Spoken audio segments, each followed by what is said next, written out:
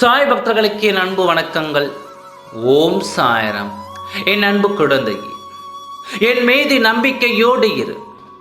நம்பிக்கை இல்லாமல் எதையும் செய்யாதே.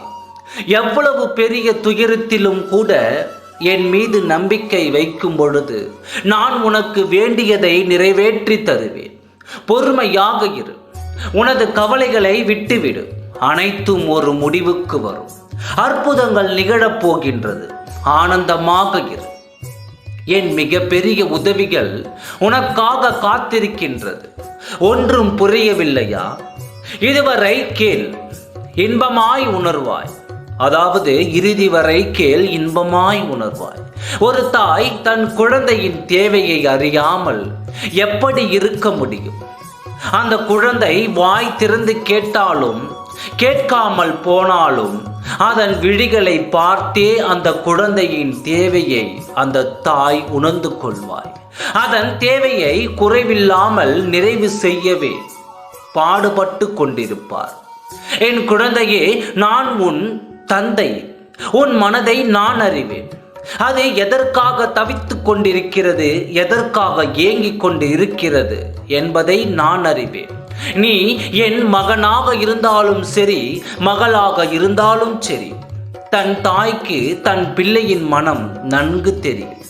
அதேபோல் தன் தகப்பனுக்கும் தன் பிள்ளையின் மனம் நன்கு தெரியும். கவலைகளை நினைத்து வருந்தாதே. உன் மனதை பலவீனமாக்கிக் கொள்ளாதே.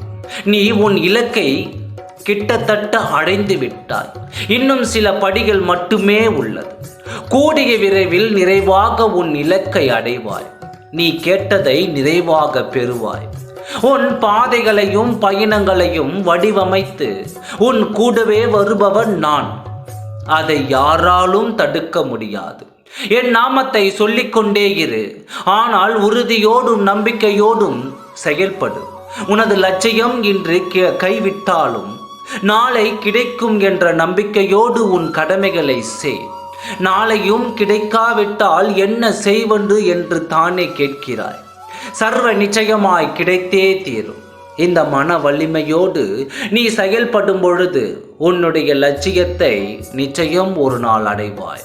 நீ கவலை கொள்ளாதே. உன்னுடைய இந்த நிலை கூடிய விரைவில் மாறும்.